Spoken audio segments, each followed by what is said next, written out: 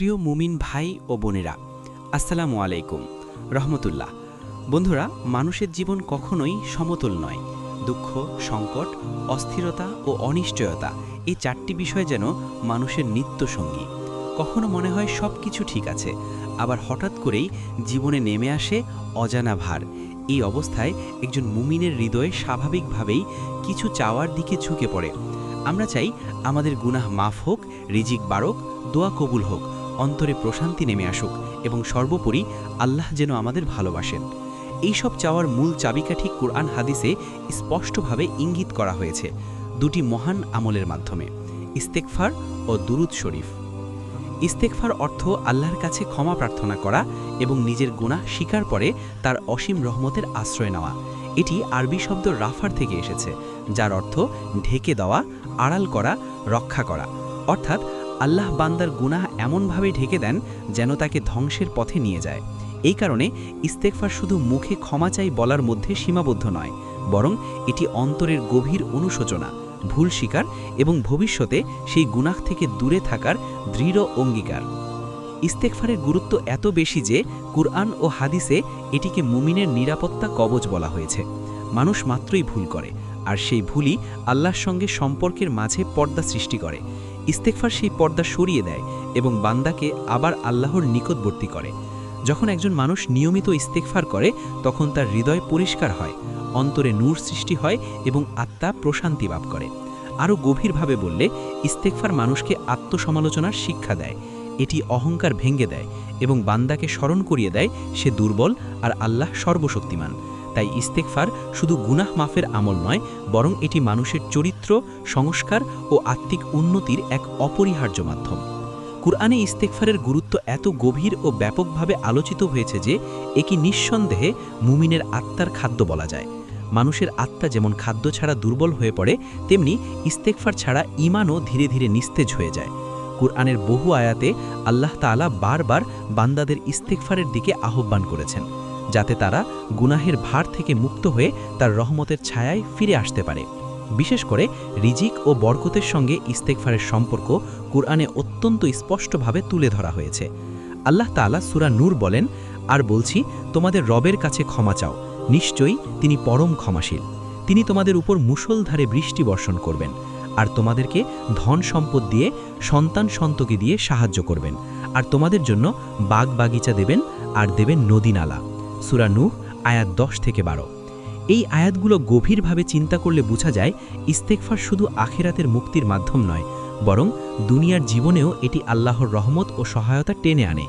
ক্ষমা চাওয়ার সঙ্গে সঙ্গে আল্লাহ রিজিকের দরজা খুলে দেন, অভাব দূর করেন এবং জীবনে বরকত দান করেন। বৃষ্টি এখানে শুধু প্রকৃতির প্রাণী নয়, এটি প্রতীকী অর্থে রহমত, শান্তি ও প্রাচুর্যের ইঙ্গিত বহন করে। লক্ষ্য করার বিষয় হল, ইস্তেগফারের ফল হিসেবে আল্লাহ যেসব নেয়ামতের কথা বলেছেন, সেগুলো মানুষের সবচেয়ে মৌলিক চাওয়া: রিজিক, সন্তান, বরকত ও অভাবমুক্ত জীবন। তাই বলা যায়, ইস্তেগফার হলো এমন এক আমল যা বান্দার দুনিয়া ও আখেরাত উভয় জীবনকে সুন্দর ও অর্থবহ করে তোলে। কুরআনে ইফতেখারের আরেকটি গভীর দিক হল, এটি বিপদ ও আযাব থেকে রক্ষার এক শক্তিশালী ঢাল।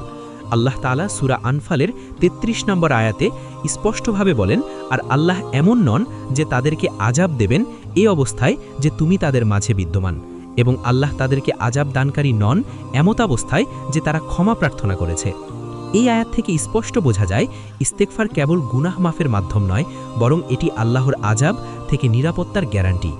যখন সমাজ বা ব্যক্তি আল্লাহর কাছে ফিরে আসে এবং নিয়মিত ক্ষমা প্রার্থনা করে, তখন আল্লাহ তার শাস্তি স্থগিত করেন এবং রহমতের দরজা খুলে দেন। তাই বলা যায়, ইস্তেগফার মানেই আল্লাহর আযাব থেকে নিরাপত্তা। এই সত্যের বাস্তব উদাহরণ আমরা পাই নবী মুহাম্মদ সাল্লাল্লাহু আলাইহি ওয়াসাল্লামের জীবনে। তিনি ছিলেন সম্পূর্ণ নিষ্পাপ, তবুও তার জীবনে ইস্তেগফারের গুরুত্ব ছিল অপরিসীম। তিনি নিজেই বলেন, আমি দিনে 70 বারের বেশি ইস্তেগফার করি। সহিহ বুখারী। আরেক হাদিসে তিনি বলেন, আমি দিনে 100 বার আল্লাহর কাছে ক্ষমা চাই। এই হাদিসগুলো আমাদের জন্য গভীর চিন্তার বিষয়। যিনি গুনাহ থেকে সম্পূর্ণ মুক্ত, তিনিও যদি প্রতিদিন এত বেশি ইস্তেগফার করেন, তাহলে আমরা যারা প্রতিদিন ইচ্ছায় বা অনিচ্ছায় অসংখ্য ভুলে জড়িয়ে পড়ি, আমাদের অবস্থান কোথায়? এটি আমাদের জন্য একটি স্পষ্ট বার্তা। ইস্তেগফার কোনো ঐচ্ছিক আমল নয়, বরং এটি একজন মুমিনের দৈনন্দিন জীবনের অপরিহার্য অংশ হওয়া উচিত।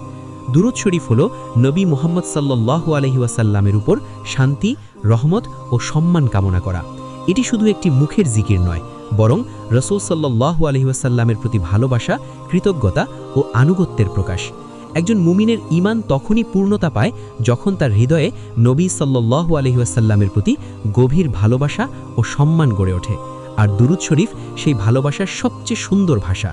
দুরূদ শরীফের মর্যাদা বোঝাতে কুরআনে এমন একটি আয়াত এসেছে যা অন্য কোনো ইবাদতের ক্ষেত্রে এত স্পষ্ট ও সম্মানজনকভাবে দেখা যায় না। আল্লাহ তাআলা বলেন, নিশ্চয়ই আল্লাহ ঊর্ধ্ব জগতে ফেরেশতাদের মধ্যে নবীর প্রশংসা করেন এবং তার ফেরেশতাগণও নবীর জন্য দোয়া করে। হে মুমিনগণ, তোমরা নবীর উপর দুরূদ পাঠ করো এবং তাকে যথাযথভাবে সালাম জানাও। সূরা আযাব আয়াত 56। এই আয়াতের গভীরতা লক্ষ্য করলে কয়েকটি বিষয় স্পষ্ট হয়।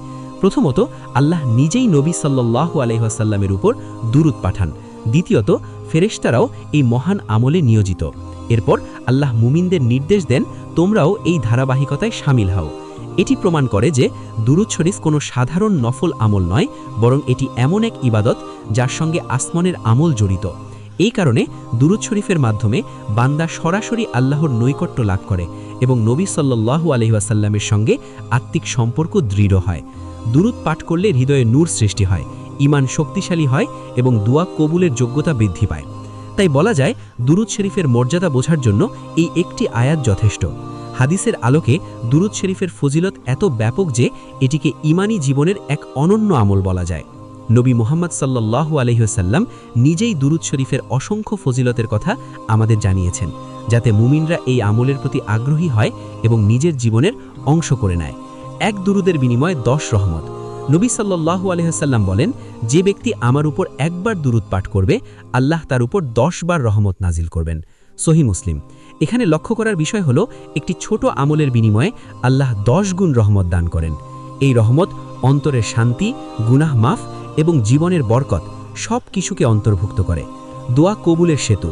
নবী সাল্লাল্লাহু আলাইহি ওয়াসাল্লাম আরও বলেন, দোয়া আসমান ও জমিনের মাঝে ঝুলে থাকে যতক্ষণ না নবীর উপর দুরূদ পাঠ করা হয়। তিরমিজি। অর্থাৎ দোয়ার শুরু ও শেষে দুরূদ না হলে দোয়া পূর্ণতা পায় না এবং কবুলের পথে বাধাগ্রস্ত হয়। দুরূদ শরীফ দোয়া ও কবুলের মাঝে এক শক্তিশালী সেতু হিসাবে কাজ করে। দুশ্চিন্তা দূর, গুনাহ মাফ। এক সাহাবী যখন জিজ্ঞেস করলেন, তিনি যদি তার সব চাওয়া পাওয়া দুরূদের সময় দেন, তখন নবী সাল্লাল্লাহু আলাইহি ওয়াসাল্লাম বললেন, তাহলে তোমার দুশ্চিন্তা দূর হবে এবং তোমার গুনাহ ক্ষমা করা হবে। তিরমিজি।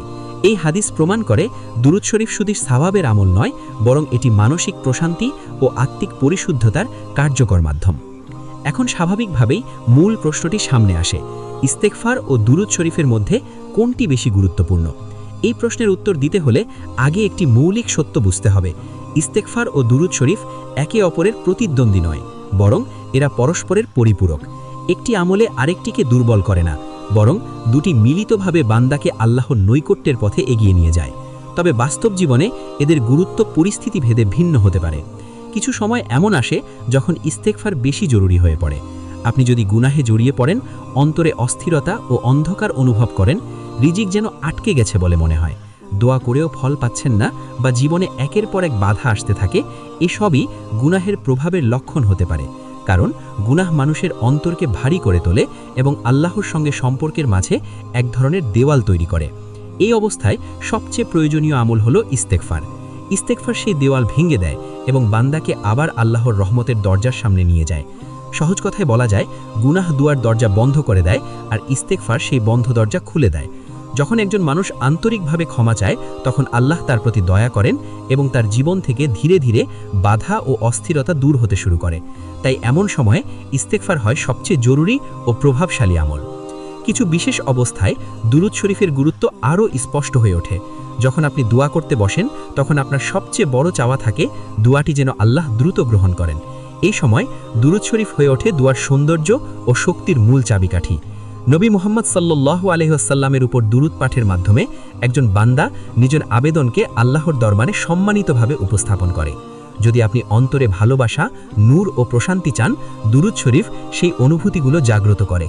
নবীর প্রতি ভালোবাসা যত গভীর হয়, ঈমান ততই দৃঢ় হয় এবং হৃদয় ততই আলোকিত হয়। একইভাবে যারা আল্লাহর কাছে দ্রুত গ্রহণযোগ্যতা চান, তাদের জন্য দুরূদ শরীফ এক বিশেষ মাধ্যম। হাদিসে স্পষ্টভাবে বলা হয়েছে দোয়ার শুরু ও শেষে দুরূদ পাঠ করলে দোয়া কবুলের পথে আর বাধা থাকে না। এছাড়া নবী মুহাম্মদ সাল্লাল্লাহু আলাইহি ওয়াসাল্লামের সঙ্গে আত্মিক সম্পর্ক গভীর করতে চাইলে দুরূদ শরীফের কোনো বিকল্প নেই। তাই বলা যায় এই অবস্থাগুলোতে দুরূদ শরীফ বেশি গুরুত্বপূর্ণ, কারণ দুরূদ শুধু একটি জিকির নয়, বরং এটি দোয়া কবুলের সবচেয়ে সহজ ও কার্যকর শর্টকাট রাস্তা। সালাফি সালেহিনদের জীবন বক্তব্য আমাদের জন্য সবচেয়ে নির্ভরযোগ্য পথ নির্দেশনা। তারা কুরআন ও সুন্নাহর আলোকে আমল করতেন এবং নিজেদের অভিজ্ঞতার মাধ্যমে উম্মতকে সহজ ও কার্যকর পথ দেখিয়ে গেছেন। ইস্তেগফার ও দুরূদ শরীফ এ ব্যাপারে তাদের দৃষ্টিভঙ্গি ছিল অত্যন্ত ভারসাম্যপূর্ণ। হযরত হাসান বসরি রহমতুল্লাহ আলাইহি বলেন, যখন দেখো দোয়া কবুল হচ্ছে না, তখন নিজের ইস্তেগফার বাড়াও। এই কথার মাধ্যমে তিনি বুঝিয়ে দিয়েছেন দোয়া কবুল না হওয়ার পিছনে অনেক সময়ই বান্দার গুনাহ হয় প্রধান বাধা হয়ে দাঁড়ায়, আর সেই বাধা দূর করার সবচেয়ে কার্যকরী উপায় হলো ইস্তেগফার।